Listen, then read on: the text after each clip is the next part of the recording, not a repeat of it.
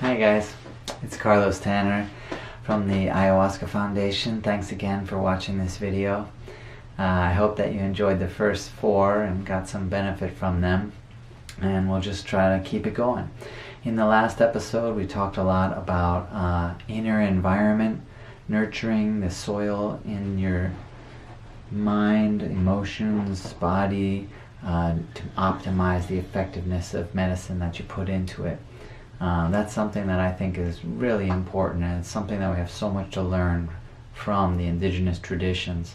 Allopathic medicine, Western medicine, doesn't really have a tradition, methodology, or an ideology that surrounds the use of medicine. It doesn't engage consciousness, it doesn't engage the emotions, it doesn't engage your system on a holistic level, and I think if it did, it would be more effective. Even if it was pharmaceutical drugs, it would still be more effective, simply because the power of the mind and the power of the heart is what really drives the healing process, at least from my perspective.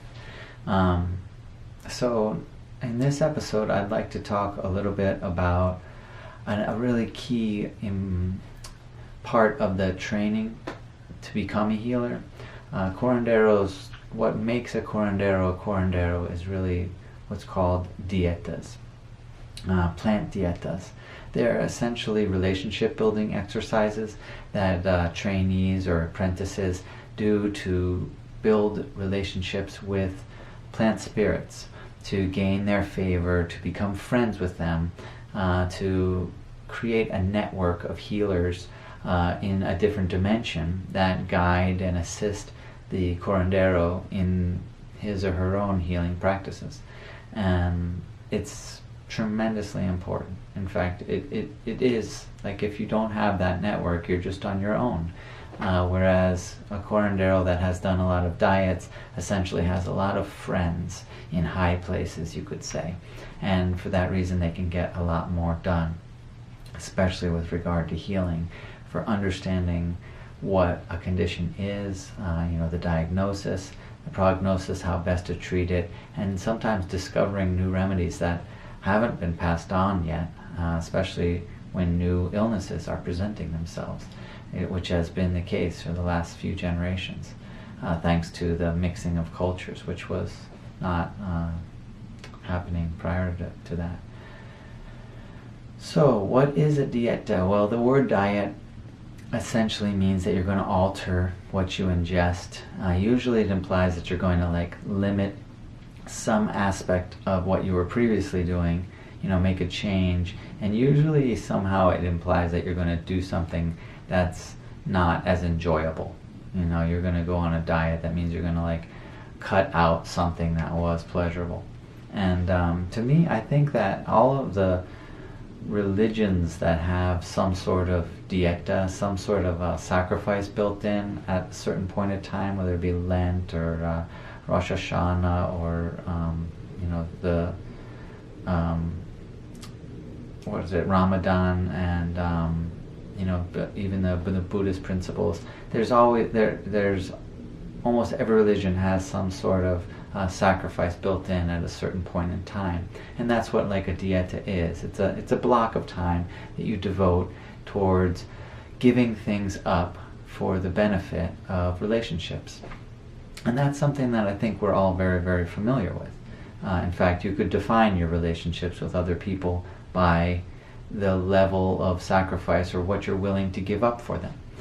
If your friend calls you at 2 o'clock in the morning and says, "Hey man, I'm in another state, but I'm in jail and I need you to pick me up and bail me out," and you respond with, "I'm on my way," and drive 8 hours in the middle of the night through the morning to pick up your friend, that what you were willing to give up demonstrates just how important that person is to you. And so in the same regard, what you're giving up for the plant spirits in a plant dieta is a way of demonstrating how much you care. It's a demonstration of your determination, your commitment to this relationship. And that becomes reciprocal in the terms of the energy that's given back to you, just like with relationships. when you demonstrate how much you care, it usually has a reciprocal effect of someone having faith that they trust you, and they can be more open with the love that they share with you, and eventually leading to some of the deepest relationships that we have, like marriage, which could also be considered some of the greatest sacrifices that we have. And I think that this concept that I've analyzed a lot more through doing dietas is really helpful, especially in the healing process, but universally. With regard to the healing process, I think it's important because it asks a great question. If you're going to enter into a healing process, you have a goal, you want to be healed, there's something wrong and you want to fix it. What are you willing to give up to achieve that goal? Do you want to be healed but still get to do every single thing that you're doing? Not have to make any sacrifices? Not have to give up anything? Does that sound reasonable? If you're willing to do whatever it takes, that to me is an attitude that will nourish your soil. That is an attitude that will optimize the inner environment so that the process towards healing is motivated, is driven by this willingness, this determination, this commitment to the process. And it's a goal, but in the end we can only just be honest with ourselves. You can want to give up a lot of stuff but not be willing to. It's like a nice idea, but the truth is that you're not actually willing to. You realize you have a condition that was caused by unhealthy lifestyle, and now you're faced with, well, am I willing to change my lifestyle to improve my health or achieve health again?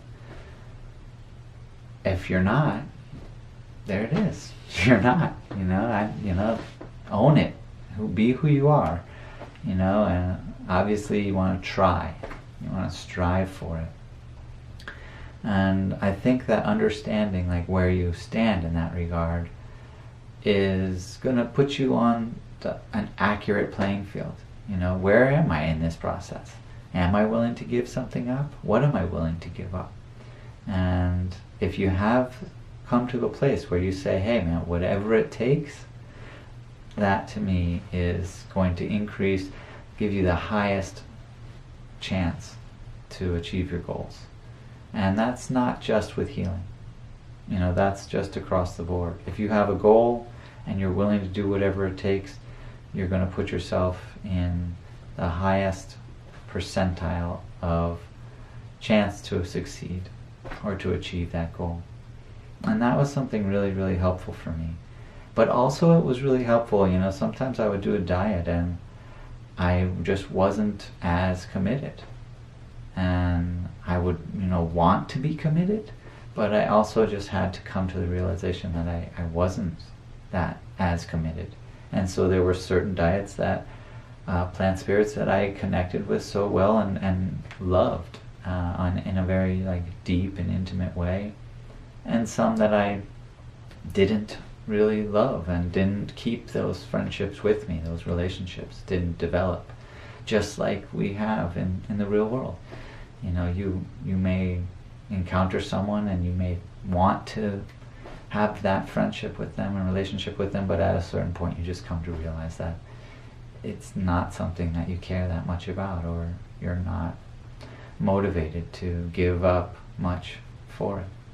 And that's okay. That's just being real, that's just who we are. And you just have to work with who you are, Not always going to try your best, but at the same time, you're not going to try to pretend like you're something you're not. And those were some really important lessons that I got from dieting. And some of the questions that come into play when you're dealing with healing are some interesting ones. I think a lot of the time we focus on what the condition that we have prevents us from doing. What's bad about it, what don't we like about it.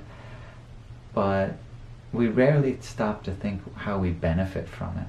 And so that's an interesting question too. I've seen over 1,000 people receive treatment, and I've seen some really interesting cases where it was clear that people were receiving benefit from having a debilitating condition, an affliction. It caused them suffering, but there was also benefit that they derived from it. They were able to use their condition as a crutch almost. If they misbehaved, if they acted out, if they treated someone unfairly or unkindly, it was a way to say, well, hey man, I've got this condition. And it was like always this escape route, like this get out of jail free card. And some of them were more literal. They were on disability. They received money from the government. They didn't have to work because of those conditions. And I think it's important to think about, how do you benefit from those conditions as well? And because if you do find that you're attached in a way to your condition through the benefit you receive, then you want to look for something that can replace that benefit, that can replace those feelings, or replace what you're getting out of it in a positive way, so that it's much easier to let go of the affliction and actually heal it. And I think there's a real basic way to sum that up. If you're ready to heal, then are you willing to give up the things that caused your affliction? And if you are, if you're willing to do whatever it takes, then you'll succeed. And that to me is what giving up means. And I like the concept of phrase, you give it up.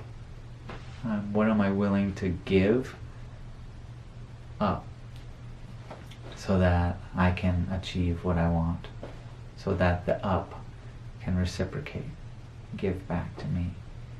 And that's what it is. It's a sharing. What you give up, you get back.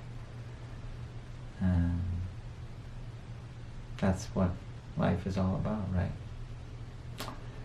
So that's it for now. I hope that was helpful. I kind of rambled on a little bit, but it's a topic that I enjoy talking about, and from now on you'll probably hear more about nourishing the inner environment. And these are some of the things that I think we can think about more, about what we're giving into the process. Western medicine doesn't understand that, I don't feel. You're not, it's almost like, no, just keep doing everything the same. Just take the pill. The pill will do it, but you don't have to do anything. You don't have to give up anything. And I definitely feel that's a big part of why Western medicine is not successful. It has its strengths, but it also lacks a lot. And I think a lot of people, especially if you're watching this video, have become aware of that and are beginning to realize it more and more. So we'll be talking more about that in the next episode. And thanks again so much for watching this one. I hope it was helpful. If you want to like and subscribe, that would be awesome. If you want to check out our website, ayahuascafoundation.org, check out the retreats and courses that we offer, that would be super cool too. Leave a comment. I'll definitely respond to it if you do. Let me know what you think, or have any ideas about what you want to hear me talk about. And if you want to send me an email, you can contact me through the website, and I'll definitely get back to you. All right. That's it for now. I hope that you watch the next video. Take care.